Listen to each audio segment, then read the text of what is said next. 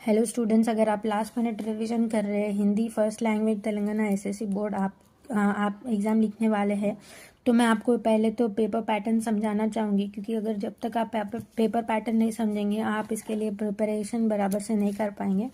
तो चलिए देखते हैं। तो ये हमारा हिंदी का पेपर पैटर्न है।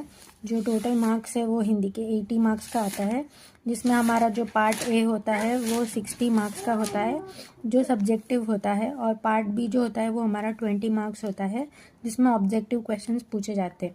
तो देखते हैं पार्ट में सब्जेक्टिव पेपर में क्या आता है। तो फर्स्ट सेक्शन जो हमारा होता है उसमें कॉम्प्रिहेंशन पैसेज आते हैं। 3 बिट्स होते हैं सेक्शन 1 में। सो फर्स्ट जो सेक्शन है उसके अंदर बिट में कॉम्प्रिहेंशन पैसेज आता है।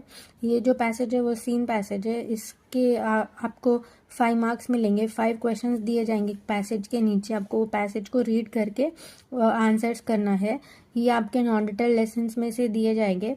जो आपके 5 नॉन डिटेल लेसन्स है जिसके नाम मैंने यहाँ पर बताए, ये 5 नॉन डिटेल लेसन्स में से आपको एक पैसेज आएगा और वो पैसेज के ऊपर 5 क्वेश्चंस आपको मिलेंगे और 5 क्वेश्चन के आंसर्स के लिए आपको 5 मार्क्स मिलेगा। जो आ बिट है वो अनसीन पैसेज है, यानी कि ये आपके टेक्स्ट बुक में से नहीं आएगा। वो लोग अपने मर्जी से किधर से भी एक पैसेज निकाल के देंगे और ये पैसेज में भी आपको 5 क्वेश्चंस आएंगे और उसके एक के 2 मार्क्स रहेंगे। सो ये आ बिट के आपको 10 मार्क्स मिलेंगे।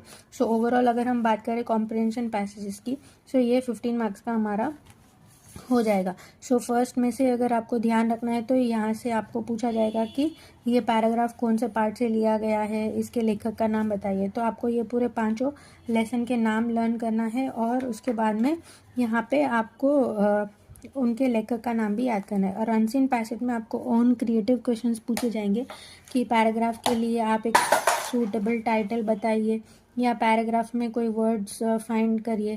सो वैसे वाले क्रिएटिव क्वेश्चंस यहाँ पे भी आ सकते हैं और कभी कभी यहाँ पे भी लेसन के उसमें से भी दे सकते हैं। और जो हमारा फर्स्ट सेक्शन का ई बिट है उसमें आपको भाव स्पष्ट करना है।